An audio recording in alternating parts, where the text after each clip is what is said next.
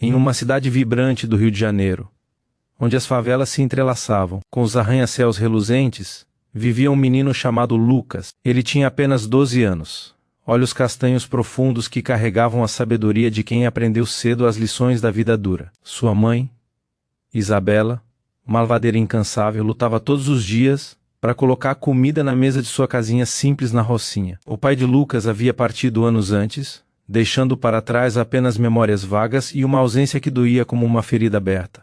Lucas sonhava com um futuro melhor, mas a realidade era cruel. Ele vendia doces nas ruas para ajudar. Em casa, correndo entre os carros e os turistas, com um sorriso que escondia a fome no estômago. Do outro lado da cidade, no luxuoso bairro de Leblon, residia o milionário Eduardo Montenegro, um homem de 50 anos, com cabelos grisalhos, impecavelmente penteado, e um terno, sob medida que custava mais do que o salário anual de Isabela. Eduardo era dono de uma rede de hotéis e cassinos, um império construído com astúcia e, segundo boatos, com alguns atalhos questionáveis. Ele ria da vida, cercado por amigos falsos e mulheres passageiras, mas no fundo, seu coração era um cofre trancado, cheio de segredos e arrependimentos. Eduardo não acreditava em caridade. Para ele, o mundo era um jogo onde só os fortes venciam. Tudo mudou em uma tarde chuvosa de verão.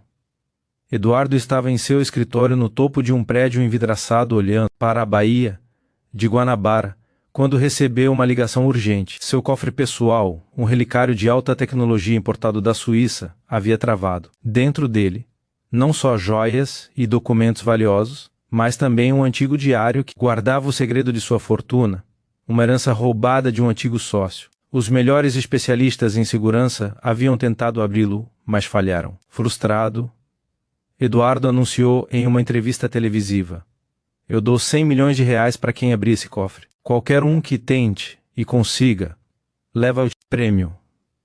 Mas duvido que alguém consiga." A notícia se espalhou como fogo no mato seco. Pessoas de todo o Brasil se candidataram, de hackers a serralheiros, mas ninguém conseguiu. Eduardo ria alto em suas festas, zombando dos fracassados. "Vejam só, o cofre é invencível como eu", bradava ele, erguendo taças de champanhe. Lucas ouviu a notícia enquanto vendia balas no sinal de trânsito. Seus olhos brilharam. 100 milhões. Com isso, ele poderia comprar uma casa para a mãe, pagar estudos, mudar de vida. Mas como um menino pobre da favela poderia abrir um cofre sofisticado? Ele não tinha ferramentas nem conhecimento. Ainda assim, algo dentro dele sussurrava: "Tente." Isabela tentou dissuadi-lo. "Filho, isso é loucura. Aqueles ricos vão rir de você." Mas Lucas era teimoso, como o mar que batia nas praias do Rio. Ele pegou o ônibus lotado e foi até o prédio de Eduardo. Ao chegar, a recepção estava lotada de candidatos. Seguranças riam ao ver o menino magro, com roupas remendadas. "O que você acha que vai fazer, garoto? Brincar de ladrão?" Lucas engoliu o orgulho e disse: "Eu vim tentar." O senhor Montenegro disse: "Qualquer um."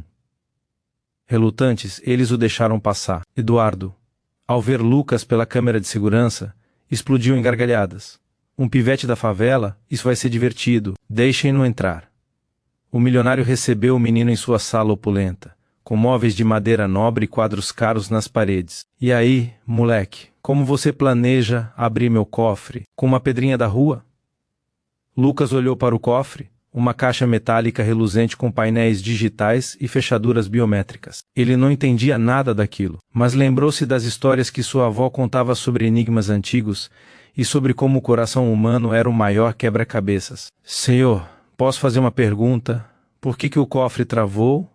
Eduardo franziu a testa. "O que isso importa? É um defeito técnico. Agora tente ou vá embora." Lucas se aproximou do cofre. Seus dedos tremiam. Ele tocou a superfície fria.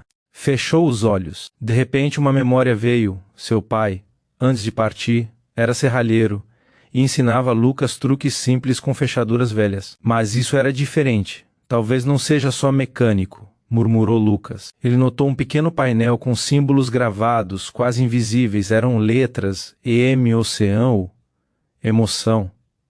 Isso não fazia sentido. Eduardo observava, divertido. "Vai desistir, garoto. Eu dou 10 reais para você voltar para casa." Mas Lucas persistiu. Ele pensou na mãe, nas noites sem comida, nas lágrimas escondidas. Uma lágrima rolou pelo seu rosto. Senhor, o que há dentro desse cofre que é tão importante? Dinheiro? Joias? Ou algo que dói no coração? Eduardo parou de rir. Aquela pergunta pegou de surpresa. Cala a boca, moleque. Abra ou saia. Lucas respirou fundo. Eu acho que o cofre não é só de metal, ele sente, como as pessoas. Ele começou a falar não para o cofre, mas para Eduardo. Meu pai me deixou quando eu era pequeno. Ele tinha um segredo, algo que o consumia. Talvez você também tenha. Talvez o cofre travou porque você está travado por dentro. As palavras de Lucas ecoaram na sala. Eduardo sentiu um aperto no peito. Ele se lembrou do sócio traído. Um homem pobre como Lucas, que ajudara a construir o império, mas fora enganado. O diário no cofre contava tudo, a traição, o remorso escondido. Anos de culpa acumulada. Pare com isso, gritou Eduardo, mas sua voz falhou. Lágrimas brotaram em seus olhos, algo que não acontecia há décadas. Ele se aproximou do cofre e, com a voz trêmula, digitou uma senha que nunca usara, o nome do sócio traído, João. Nada. Então Lucas sugeriu: tente perdão. Eduardo hesitou, mas digitou PRD1. Um clique soou. O cofre se abriu. A sala ficou em silêncio. Eduardo caiu de joelhos, chorando. Dentro, além das riquezas, o diário amarelecido. Como você soube? Perguntou ele, atônito. Lucas sorriu tristemente. Eu não soube, mas vi nos seus olhos. O cofre era você, senhor. Travado pelo que você carregava no coração. Eduardo olhou para o menino com admiração. Você é mais sábio do que eu jamais fui. O prêmio é seu. 100 milhões. Mas Lucas balançou a cabeça. Eu não quero tudo. Divida com quem precisa. Ajude minha favela, construa escolas de esperança e perdoe a si mesmo. Naquele dia, Eduardo mudou. Ele fundou uma fundação em nome de Lucas, ajudando milhares de crianças pobres. Lucas e Isabela ganharam uma vida digna. Mas o maior tesouro foi a amizade improvável entre o milionário e o menino. Eduardo aprendeu que a verdadeira riqueza não está em cofres, mas em corações abertos. Anos depois, Lucas, agora um jovem homem, contava a história para seus filhos. Lembrem-se, às vezes, para abrir um cofre basta abrir o coração. E Eduardo, ao seu lado, sorria, finalmente livre.